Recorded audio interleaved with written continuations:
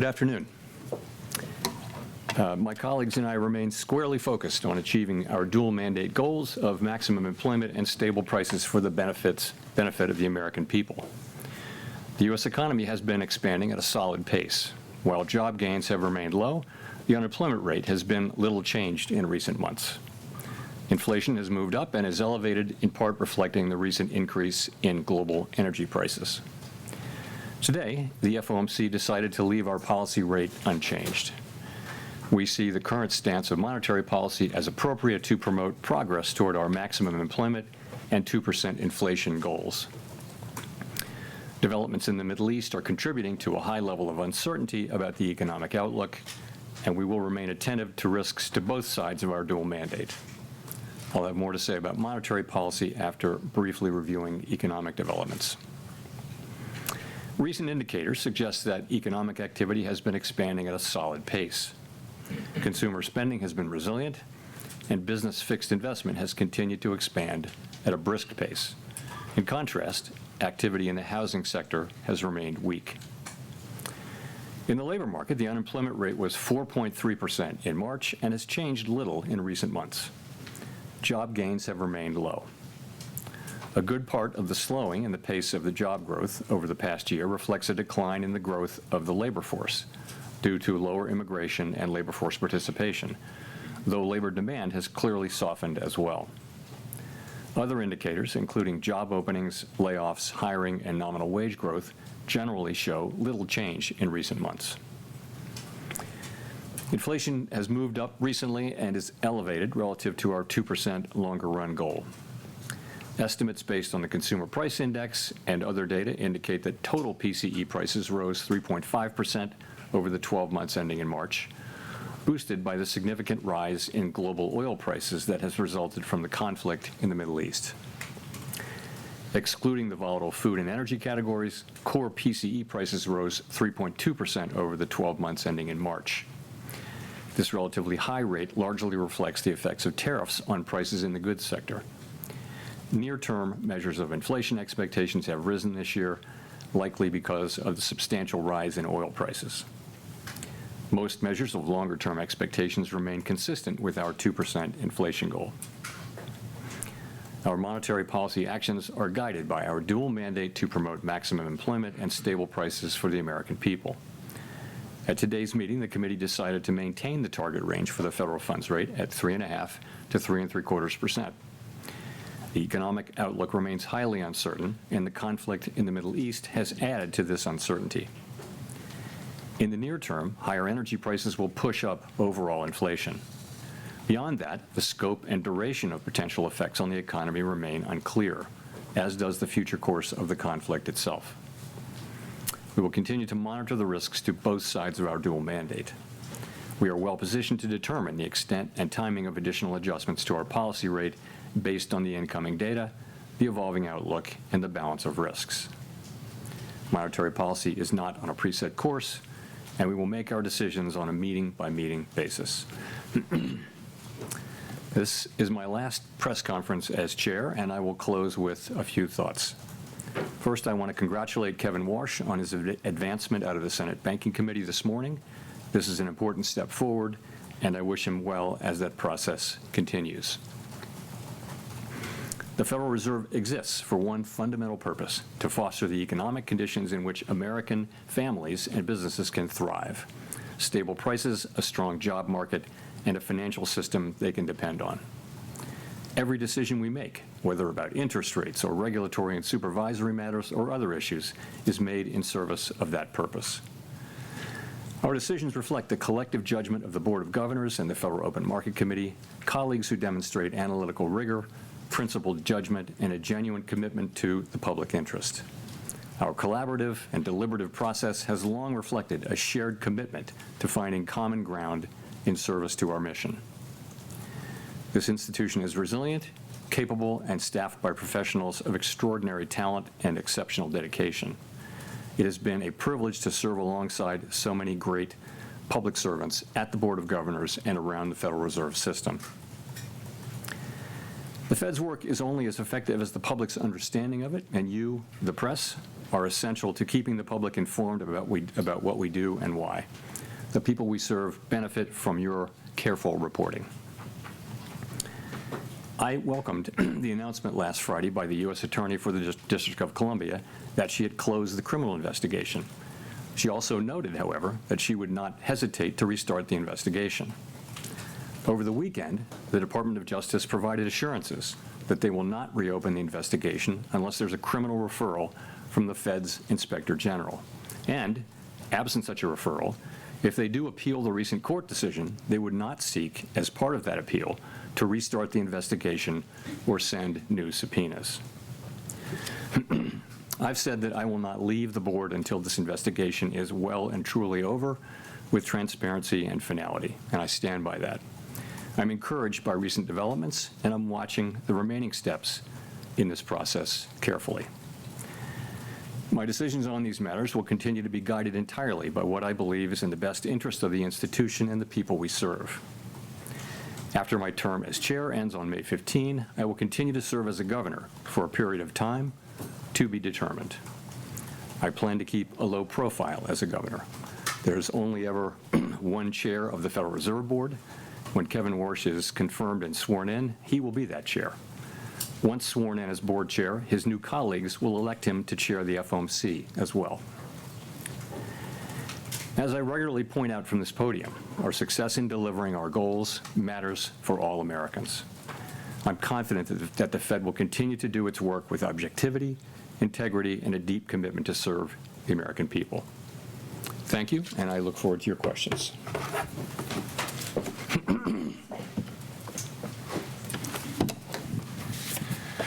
Thank you, Mr. Chair. Appreciate the kind words about the press. Often doesn't come from the podium in different places, but appreciate that. Can you talk about what is gone into your decision to remain on the board? What kind of criteria are you weighing, and how long might you stay? Thank you. Sure. So, my concern is really about the series of legal attacks on the Fed, which threaten our ability to conduct monetary policy without considering political factors. And I want to note here, this has nothing whatever to do with verbal criticism by elected officials. I've never suggested that such verbal criticism is a problem, and neither has anyone else here.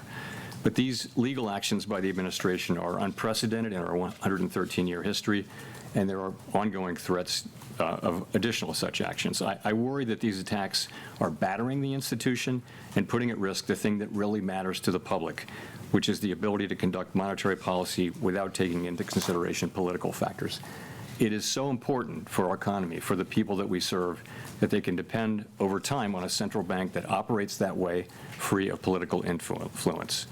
It's part of the absolute foundation of this amazing economy that we have. It's just one of the many reasons why the U.S. economy is the envy of the world. That piece of institutional architecture separates successful countries from unsuccessful countries. It is extremely important, not for the people who work at the Fed at any given time, but for the people that we serve, that the Fed remain able to conduct monetary policy in a way that doesn't get pulled into politics, trying to help or hurt any particular politician or political party. It's critical for the people that we serve. In terms of when I would leave, I will leave when I think it's appropriate to do so. Was that all your questions, or was that? Well, I just have a follow-up, which is, what would you say to the criticism that by remaining on the board, you're actually taking a political act and denying President Trump the majority of the board, which as president he would have if you left? I don't see that at all. As I mentioned, I'm literally staying because of the actions that have been taken. I had long planned to be retiring, and the things that have happened in the last 3 months have, I think, left me no choice but to stay until I see them through at least that long. In addition, I don't see how this will interfere. My intention is not to interfere. I was a governor for almost 6 years, and the tradition is at the Fed that governors who understand how difficult the role of chair is, and as a soon-to-be former chair, I do understand how hard it is to get consensus with 19 strong-minded people. You work with the chair. You try to be heard, but also collaborate with the chair and try to support the chair when you can. When you can't, you can't. And I think that's the attitude that people generally take, and that's the attitude that I'll take. Nick. Chair Powell, if I could ask about the inflation outlook. In March, you described the standard practice of looking through energy shocks as conditional on inflation expectations staying anchored. Since that meeting, there has been very little progress reopening key energy trade corridors. Can you help us understand how the inflation outlook has changed in the intermeeting period, beginning with the prospects for tariff pass-through resolving on the timeline that you had outlined in March, before getting to the energy shock that is now on top? So, I would look at it this way. For a long time, we've been working on the hypothesis, really, that tariffs would lead to a one-time price increase and that would go away over time. In other words, that there would be no further change, so measured inflation wouldn't reflect that higher level going up more and more. And it's time for that to happen. We really do expect that to be happening in the next 2 quarters. So we'll be watching very carefully to see that what we've thought all along would happen. That's the kind of critical part of the forecast. We need to really see that. With energy, it's so hard to say. I mentioned, in sort of the textbook, you would look through an oil shock because they tend to be short-lived and they tend to revert, and monetary policy works with long and variable lags, so you wouldn't necessarily react right away. I think that is all the more true given that we're several years above 2% inflation and that we're already looking through the tariff shock. So I think we're going to be very cautious about that. But the question about looking through energy really is not in front of us right now. It hasn't even peaked yet. And I think we'd want to see the backside of that and progress on tariffs before we even thought about reducing rates. So if I could follow up, the statement today preserves language that has taken on some meaning as it was socialized when the committee was actively lowering rates. Why is that easing bias still ripe, given how different the inflation outlook is now versus a meeting or 2 ago? And what more would have to happen for it to get evicted?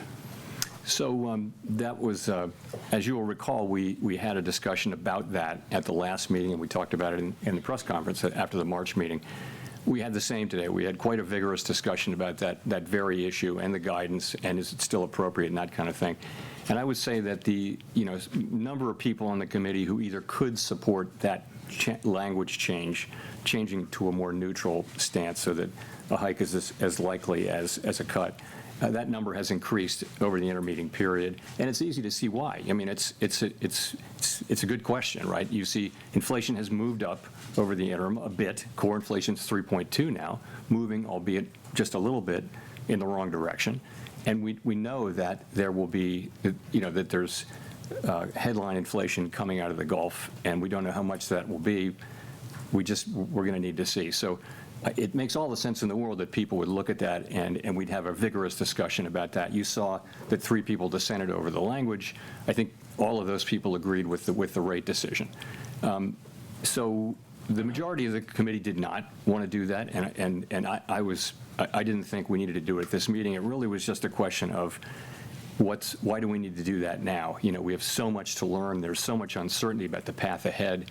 There doesn't need to be any rush to make that decision now, because what happens in the next 30, 60 days, even by the next meeting, could really change the picture around that language. So, it's a much closer thing on the committee than it was in March, and that makes all the sense in the world, it seems to me. Claire. So Claire Jones, Financial Times. Just going back to this issue of the easing bias, we've now got oil approaching $120 a barrel when it comes to the benchmark Brent crude. If it stays around those levels 6 weeks from now, what would be your best guess as to whether the easing bias will still be in the statement? Thank you. I wouldn't want to guess. Well, first of all, we're going to have new leadership in all likelihood by then, and new leadership's going to have a very important role to play in that. So I won't be standing here at this podium to answer your question. So I don't know. As I mentioned, that's all I can really say is that we had a great discussion about that today. It's gotten to be a better question in the interim period. We had the discussion. A majority are still on the page of not feeling the need to move to that level, and that's where I am. I get it, though. At a certain point, you would move, and that conceivably could come as soon as the next meeting. Thank you. Just to follow on, the new leadership also seem rather lukewarm on press conferences and on the dot plots. What would your advice to him be on these communication tools? So I'm not going to give him any advice through you today here, but I think communications generally is, I think every incoming chair takes a look at communications, and it's a very healthy thing.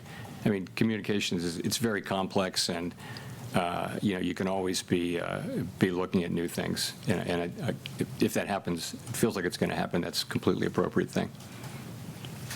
Neil. Hi, Chair Powell, Neil Irwin with Axios. Can you tell us if you've been in touch with incoming Chairman Warsh? To what extent is this a normal transition process versus all the things swirling around, something unusual, and what can we expect when he takes that podium in a few weeks? I haven't seen him since seeing him at a dinner in January where I congratulated him and had a nice chat with him. Haven't seen him. I don't know what a normal process is. The last process was with Janet Yellen, with whom I had worked for 6 years, and so it was. We were sitting down the hall from each other, so it was a very different thing. I think this is and will be a very normal, standard kind of a transition process. So that's what I expect. I have every reason to think it will be. Quick follow-up: is the Supreme Court ruling on Governor Cook a factor in when you may leave as a governor? I wasn't thinking of it as such, but no, not really. I mean, I'm thinking more of the other things I mentioned. Chris. Hi, thanks for taking our question. I wanted to ask a question about your tenure, and Chris Rugaber at Associated Press. During your tenure as chair, you often spoke about how disadvantaged Americans benefited from extended periods of low unemployment. In the new framework the Fed adopted in 2020, some economists say elevated the Fed's employment mandate. Are you worried that the pandemic inflation spike that followed will make future Fed chairs more reluctant to pursue a hot jobs market, and should they be? I don't know the answer to that. I mean, what we experienced in the teens, the mid-teens, was really low levels of unemployment for a long period of time and no reaction from inflation. And we all very much took notice of that. We also noticed that the biggest wage gains were going to people at the bottom end of the income spectrum. And we had many reports of, it felt like a fairly stable equilibrium, and a lot of benefits were flowing to people at the bottom end of the income spectrum, including companies were, setting up in people who were confined and like training them before they got out, and it was a very healthy sort of set of societal dynamics. So of course, I think anybody would love to get back to that. I don't think that anything that happened to create the global pandemic inflation was in any way related to overweighting the employment market. I mean, it was a global shock that happened essentially very similarly all over the world that had to do with closing, reopening, stimulus, and all that. And I mean, you could look at a graph of 10 big economies on the page and not know which was the U.S. and which was Germany, France, and things like that. So I don't think that insight was in any way responsible for the high inflation that we experienced. So, I mean, I think it's always been a balance. You've got to be strong on both of our dual mandates, and for example, now we don't feel that the labor market is at all a source of inflation, so we don't need to be worrying about that. It's been a long time since we have had to worry about that. Well, actually, during the pandemic recovery, the labor market was super overheated and tight, and that's when we had to worry about it, but not now. Just on the other issue, do you need more assurance from the Justice Department before stepping down? Is that what you're waiting for, or what else? I'm waiting, for the investigation to be well and truly over with finality and transparency, and I'm waiting for that, and I will leave when I think it's appropriate to do so. Michael McKee. Michael McKee from Bloomberg Television and Radio. I'd like to ask you if you could explain a little more or characterize a little more the discussion about the two-sided view and interest rates, because there were some members of the Open Market Committee who've been suggesting that we may need to raise interest rates even absent the war because inflation was not coming down fast enough.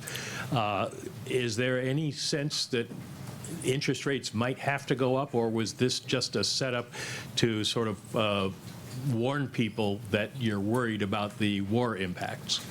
So nobody, the three dissenters and others who could have supported that, and others who were, who were voters and non-voters who preferred it, they all supported the rate decision, right? So people are not saying we need to hike now. It's more a question of, don't we kind of feel that we should be neutral? And what are markets doing? People argue that this is consistent with markets are doing. And again, it's a very fair question, but these changes, it's a form of forward guidance, and you want to make them in a way that will be sustained and continue to make sense, and not something you need to take back, fairly quickly. So I think a group of us, including me, didn't feel like we needed to be in a hurry on that. That markets are not confused about our reaction function. We don't have a problem to solve on that. But the other side of the argument is a good argument too, as I mentioned. It's a perfectly good argument to be having, good discussion to be having. So, and it came out the way it came out. Well, you've got three dissents in favor of two-sided warning. You've got yourself staying on the board. You've got the criticism that does come from elected officials, and you've got a lot of critics who have faulted the Fed for being too slow 2021 with inflation. Are you worried about Fed credibility under all of this? Is that one reason that you want to stay on? Not driving my thinking now. I mean, monetary policy is going to get made by, 19 people. There's a lot of stability there. I mean, if you think about it, every new Fed chair has the same situation, which is you've got 18 colleagues on the FOMC, 11 of them vote during any year, and your job is to create consensus. It's to talk to them, understand them, be inside their thinking, and be able to pull them together and get consensus and move. And that's what every Fed chair has to do. And I think Kevin Warsh is actually quite well. He has the capabilities, skills to be very good at that, I would think. So I think I'm not so worried about that process. I think that'll work itself out. Howard. Thank you, Chair Powell. Howard Schneider with Reuters. You mentioned that staying on as the governor, you intend to keep a low profile. I'm just wondering if you could give us a little more detail on what that looks like and how you can... Touche. Walk down the steps. What that looks like, and particularly around the policy discussion, how you're able to have your intervention and not be a shadow chair and not have a kind of an outsized influence over the process. Yeah, that's just something I would never do. The shadow chair thing. No, I don't know what the exact specifics of it will be, but I'm going back to being a governor. I respect the role of chair. I was a chair. I was a governor for 6 years, and I know what that's like. I know, and I had a pretty front row seat particularly with Chair Yellen, to whom I was close when I worked with Chairman Bernanke for 2 years, but I was brand new at that time, so I got a sense of what it was, and I had real sympathy for how hard it is to get that group to consensus. And I always felt like I don't want to add to that unnecessarily, and that means try to support the chairs where the direction the chair wants to go in, if you can. If you can't, you can't. And I think that's the way it's always worked there, because the chair only has one vote, plus the ability to develop consensus. And if people won't be, they won't, if they're not flexible at all, then how do you ever do that? And so that's why the authority the chair has really is to develop relationships with people and work with them, and then put something forward that has consensus. And I propose to be a very constructive participant in that process, really out of respect for the office of the chair. And in your view as a soon-to-be governor, How do you see the risks of oil prices bleeding into core inflation in coming weeks? Because that was, it seems like the commentary that was coming from particularly some of the Reserve Bank presidents, they were elevated concerns about the bleed into core. And, you know, here we are with 3 cents now. What do you see as the prospect of a core inflation? You know, problem? those prospects are real. Remember, though, and they're real, and the real thing is we're going to have to wait and see. We're going to need to see. And the good news is we think our policy stance is in a very good place for us to wait and see. We're right kind of at the high end of neutral or perhaps mildly restrictive. The labor market shows more and more signs of stability, whereas inflation is kind of misbehaving. And so maybe a little bit of restriction or the high end of neutral is just the right place to be. So we can wait here and see how things work out before we act. And we'll see how much that, how much does come through into core. You see it already in airfares, of course, but you may see it in many other places. We just don't know yet, and it's so unknowable because how long will the strait be closed? You can develop any number of scenarios that you want, but we really won't know until we know. So fortunately, we're in a good place to wait and let things develop. Thank you.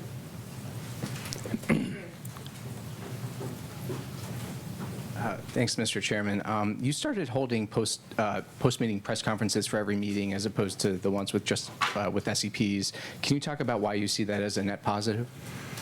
So we always said when we were doing quarterly press conferences, we always said we can move at any meeting, but we only ever moved at the quarterly SEP meetings where we had the press conference. So if you think about it, during the pandemic, we were moving like a lot at every meeting and sometimes between meetings, and doing that without a press conference, I think, would have been quite challenging. It's become the industry norm. It's the standard. I don't know whether that has to remain that way. I don't know. I mean, it's just something people have become used to, and I do think it's quite helpful to, I try to deliver a message on behalf of the committee rather than 18 other people going out and delivering their message, and it's going to be all over the place because we do, thankfully, have widely disparate views. Okay, thanks. The other thing I wanted to ask about was the communications review from last year. Could you describe the debate last year, what changes were considered, what you wanted, and what prevented action, any action on those changes? So yeah, I'm not going to go into the real small specifics, but what we found very quickly was that making changes, making really large changes, for example, to the dot plot or the SEP,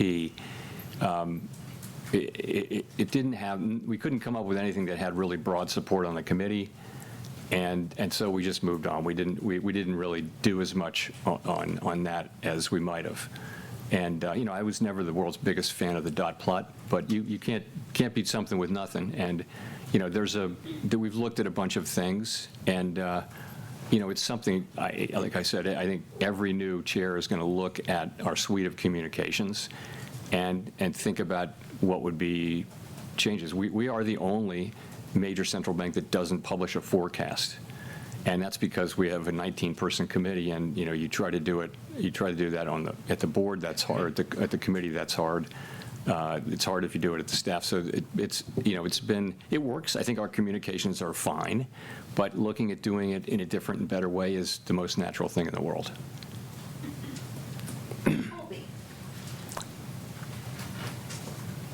Thank you. Colby Smith with the New York Times. If I could follow up on Mike's question about hikes, are we right to assume that the hawkish outcome for the Fed is still one in which the committee just extends the pause in rate cuts? And to what extent is there a growing sense within the committee that monetary policy really isn't just restrictive at all right now?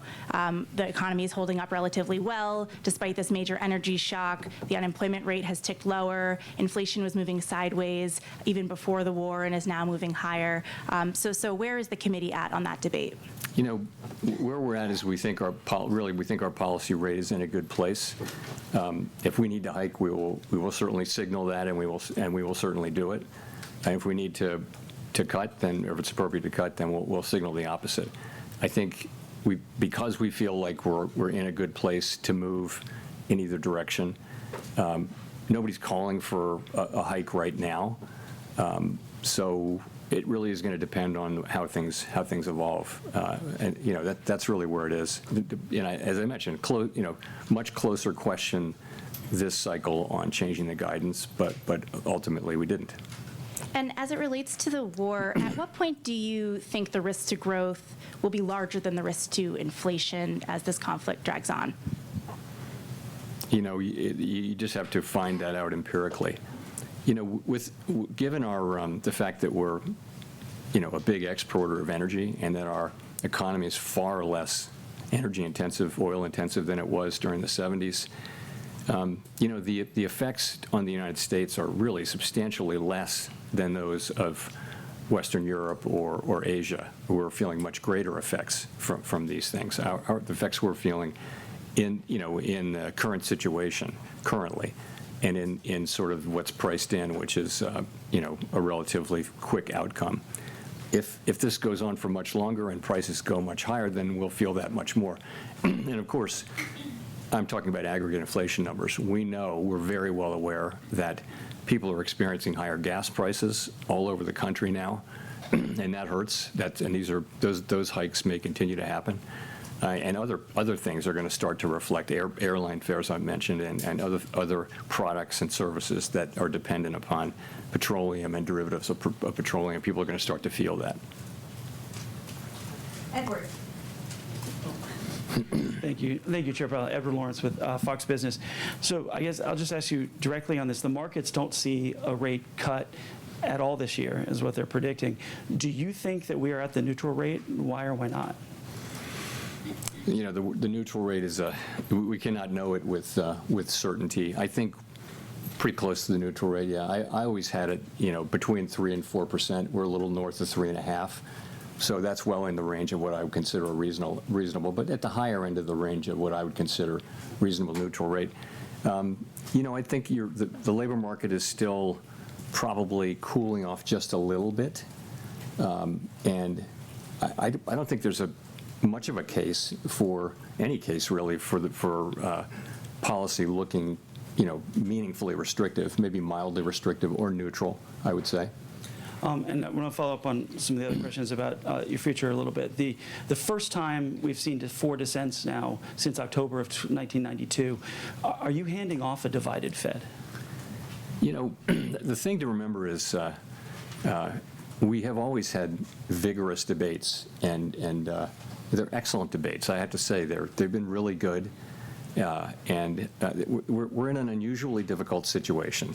So we've really had 4 supply shocks. You can say more than 4, but at a minimum, we had the pandemic, we had the invasion of Ukraine, we had tariffs, and now we have Iran and the oil, the oil spike.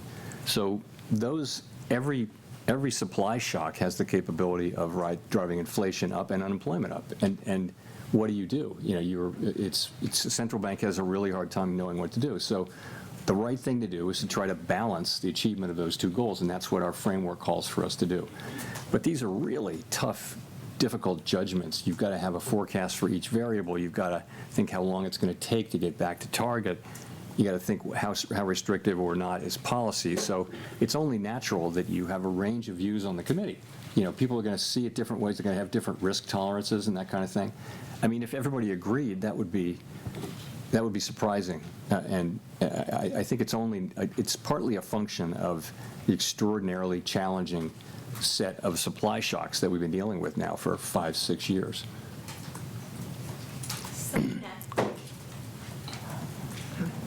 Thank you so much, Chair Powell. Selena Wayne with ABC News. Are you confident that Kevin Warsh will stand up to political pressure from President Trump?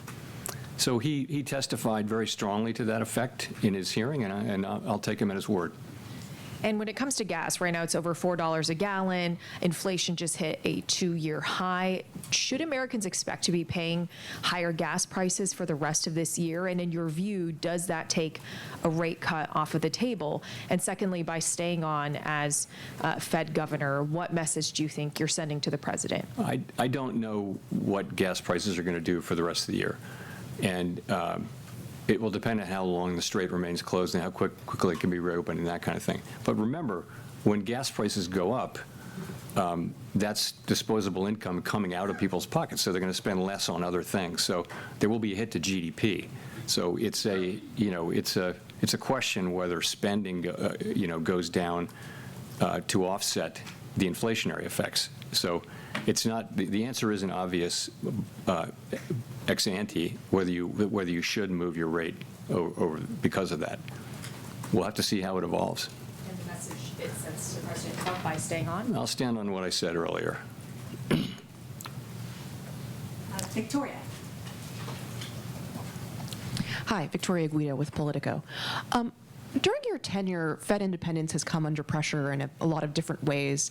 And I was just wondering, practically speaking, where do you see Fed independence as coming from? Is it the law? Is it political support from Congress? Is it the actions of the Fed?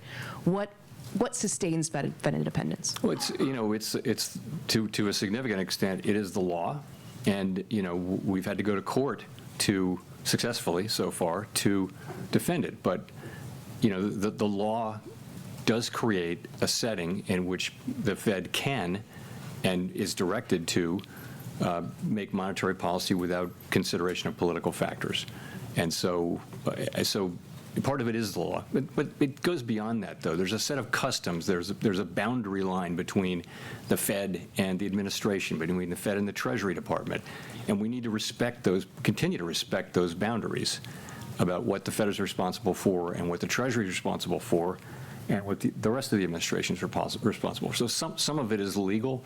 In fact, it's all legal at the end of the day, but it's more than just monetary policy. We don't want to use our tools we haven't wanted to use our tools to achieve goals that are really clearly outside our mandate. Every administration looks at our tools and thinks, that would be good to repurpose those to serve other purposes, but that's dragging us into politics and into fiscal policy, so we've resisted that.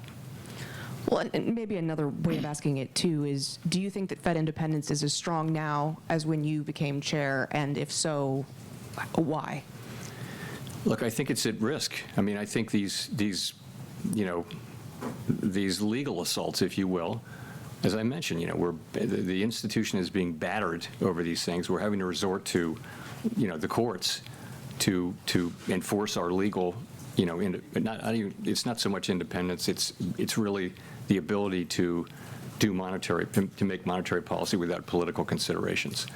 That's what we're talking about, and we've had to do that, and we've been successful so far. But that's not over. None of that is concluded yet, and it's really important. It's not about people who work at the Fed or the institution. It's about the benefits of a central bank that makes decisions based on analysis and our best thinking, rather than trying to help or hurt politicians. It's that there's a bright line between central banks who do one and do the other, and successful countries have uniformly, successful advanced economy countries have a really strong set of protections around their central bank just for that reason.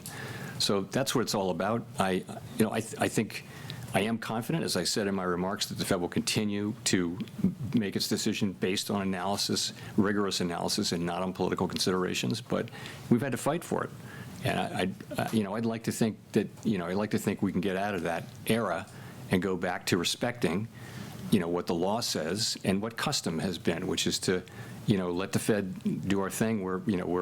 It's an institution full of human beings who work super hard to get things right for the benefit of the public. We're all human. Don't expect perfection, but do expect us to make, decisions without political considerations and the very best analysis we can bring.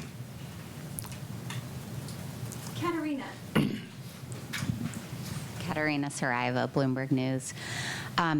How would you characterize what you've heard from your colleagues on your decision to stay? Do you have their support? And then have you heard concern from your colleagues about continued legal attacks from the executive branch? Is this something that others have, talked to you about? So I think that I don't want to report on what my colleagues think. They can speak for themselves. But there are widespread concerns that these things may continue. That's all I'll say. And and that would be a problem. And so. And then I just also wanted to ask about Governor Waller's speech on the reserve banks. Do you have any thoughts on centralizing some of those functions in the way he described? And then are you concerned that something like that could potentially be a slippery slope to, to consolidate reserve bank functions even more in such a way where the central bank ultimately loses some of that important regional information? So we try to be good stewards of the public's money and efficient, and Chris Waller is particularly passionate about that. Of course, so are the presidents, and it's a question of how do you accomplish it.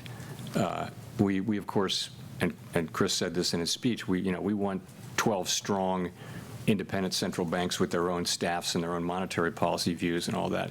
But there are things that are done in all 12 which could well be done at one much more efficiently and with cost savings. And so there's a back and forth going on that, but everybody's on the same page. The other thing he touched on was the idea of removing reserve bank presidents from office over different views on monetary policy. And I would just agree with him so strongly that would be the beginning of the end of the Fed's ability to make monetary policy independently. If every administration could come in and do that, you're just another cabinet agency at that point. So that's not something that I would support. Chris said the same thing. Christine. Thanks, Chair Powell. Christine Romans, NBC News. I want to ask about legacy. When the history books are written, how do you think your stewardship at the Fed will be remembered for the past 8 years? I'm going to just say that that's for someone else to say. I'll give you a mulligan on that. All right, I'm going to ask you about misbehaving inflation then. You talked about those 4 big shocks, supply shocks over the past 5 years, and inflation still misbehaving. What's your message to American families who feel like inflation has not been under control for them really since the COVID reopening?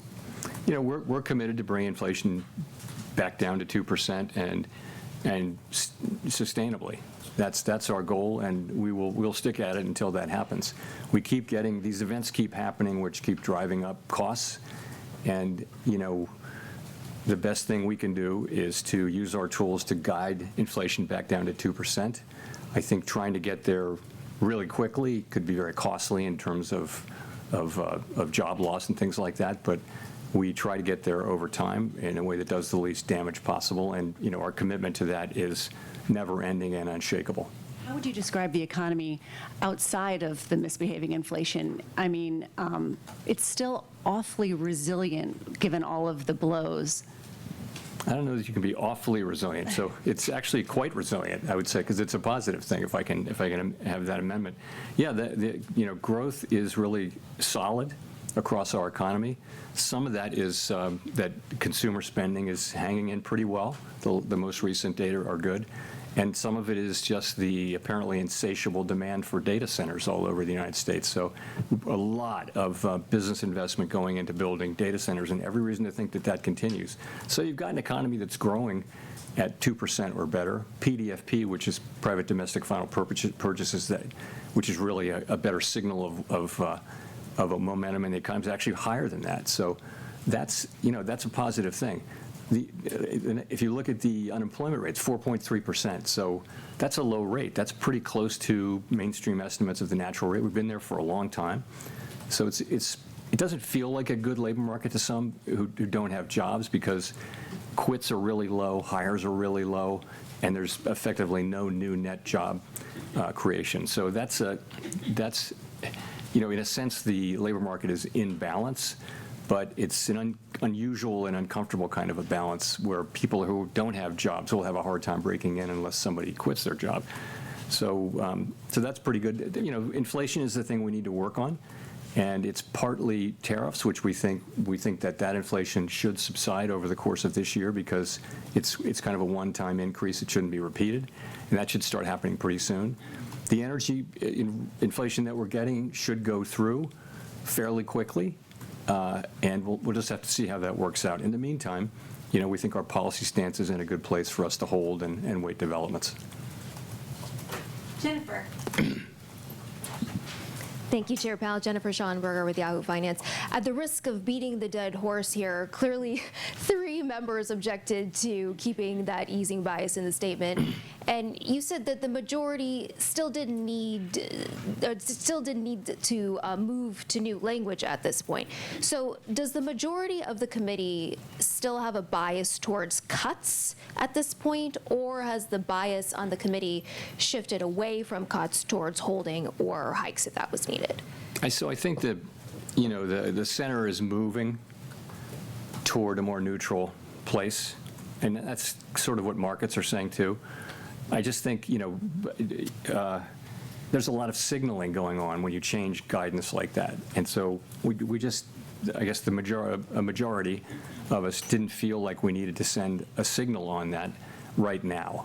But maybe it'll come to that. And the reason is because, we're kind of waiting to see what happens with events in the Middle East and what are the implications of those events for the U.S. economy. So there's a group who feels like we don't need to be in a hurry to do that. We get it. And of course, we will move to a hiking bias if we want to hike, and we'll move to a neutral bias before that. But there was a difference over whether to do it at this meeting, at a meeting at which all but one of us agreed that the rate decision was correct, which was not to move. And you just said moments ago that you believe Fed independence is at risk. Is it safe to say that you want to stay on as a governor to serve as a check and balance on that? I want to stay until I will stay until I feel it's appropriate for me to leave. And yes, that is really what is driving this. I'm not looking to be, a high-profile dissident or anything like that. I'm more looking at the other aspects of this and wanting to see that things have calmed down and we're returning to a traditional model of working with the people that you have and bringing them to consensus and respecting that consensus. That's what I'm hoping to see. Matt Egan. Thanks, Chair Powell. Matt Egan with CNN. You've made many tough decisions in your time at the Fed, and as your time as chair comes to a close and you think about your tenure and perhaps your legacy, are there any decisions that stand out as ones that you're particularly proud of? And are there any that, with the benefit of hindsight, you would take a mulligan on? Yeah, it's hard. I wouldn't want to single out individual things at this point. I'll just say, we, all of us together, have consistently tried to do what we think is best for the American people based on our tools and our objectives that Congress has given us. It's been very challenging because we've been in a situation of supply shocks really for 6 years, and that's just a very different situation than for a very long time. What the Fed and other central banks were doing all the time was demand management. And, and there was always the inflation mandate, but inflation was low for 25 years. So this is a very different world and a much more challenging one where you have to balance the two objectives. And by the way, central banks that have an inflation mandate have to do exactly the same thing because they're balancing economic activity. So that's been challenging. And we've tried to do our very best through these really challenging times. And I'm really proud of the work that I've done, that my colleagues and I have done during these years. Now, to follow up on some of the discussion around Fed independence, can you explain to the public why this notion of Fed independence, which might sound kind of wonky to some, is so critical? I mean, what are the consequences if either the Supreme Court rules against Lisa Cook or the Fed in the future decides to make decisions more around the political calendar instead of the economic data? So every major advanced economy in the world has made the same decision the United States has made, and that is that they want to take the making of monetary policy, the setting of interest rates to support the economy, to achieve maximum employment and price stability. They want to take that out of the direct control of elected politicians. And the reason is elected politicians are always running for election, and they'll always want low rates, and that will lead to inflation over time. So after literally centuries of experience with that, the whole world moved to the different model, and it's worked great. I mean, this is the era in which inflation was under control for 40 years. Then we had the pandemic, inflation everywhere in the world, and now we have inflation that had gone pretty much all the way back to target, really close to all the way back to target, and now is being buffeted by the energy shock, and the U.S. buffeted by the tariff shock as well. So, but what I would say to the general public is, that's the backstory, is that don't think about an institution being independent. Think about it this way, that you want people to make monetary policy and set interest rates to benefit the general public and to try to achieve economic goals, which are maximum employment and price stability, and focus only on that, and ignore political considerations completely. Ignore them. This isn't bipartisan. This is nonpartisan. So we want to just work directly for the American people doing these things. We don't think, oh, I want to do this because the president says it's a good idea, or because there's an election coming up and I want to speed up or slow down the economy. I mean, think about that. If that's what we were doing, we'd have no credibility. Markets would lose faith in us, and our ability to control inflation and have any respect would be gone. And let me say, whatever people say, the markets believe that we will produce 2% inflation. If you look at longer run expectations, markets believe that there's no sense in which our credibility in the markets has weakened. It's just not the case. It's people do get it, that this is our commitment and that we will achieve it, and it's priced in. If you disagree with that, then you can go ahead and bet against the markets, but the markets are pricing in Fed credibility. Okay, we'll go to Richard for the last question. Thank you, Chair Powell. Richard Escobedo with CBS News. We talked a lot about gasoline prices and even you mentioned airline ticket prices, both of which are up dramatically because of the war in Iran. And so I wonder, are you seeing that weigh down consumer spending in other parts of the economy? And if so, how worried are you that that will be a drag on growth? You don't see it in spending yet. You really don't. I mean, as one of your colleagues said, the economy has been resilient. It really has. Not just this time, but it's been remarkably resilient for some years now. The U.S. economy has just powered through shock after shock, and consumers are still spending, and that's what the banks will tell you, credit card companies will tell you, the retail sales numbers that we got most recently. People are still spending, and how long can that go on in a world where if gas prices were to go up a bunch more, that's taking otherwise spendable money out of people's pockets. But right now, we don't actually see much slowdown yet, and certainly none from this. But you think logically you will, because people have a certain amount of money to spend. If they're spending 25% more on gas or something like that, then that's going to come out of other spending. But we don't see it yet. One last thing. You mentioned those economies in Southeast Asia that are particularly dependent on petroleum. They make a lot of the stuff that American consumers buy. So was there any discussion today about whether or not those costs getting passed along to consumers is a real concern, and whether or not that might push up inflation? So all of those things are in the models that we use to calculate inflation. So they're just parts. You can ask about anything like that, and they have a place. The staff has a place where they're looking at that and pricing in what will happen with higher prices and that kind of thing. So it's there. The effects are not that big yet. We're a huge economy. The import sector is only 10% of the economy, so we're not like a European country where 50% of the external of GDP is in the external sector. We're also, as I mentioned, we're an oil exporter, so we're not feeling the same kind of pain, and we're not likely to feel the same kind of pain that economies in Western Europe and certainly in Asia are feeling. Anyway, thank you very much, everyone. I won't see you next time.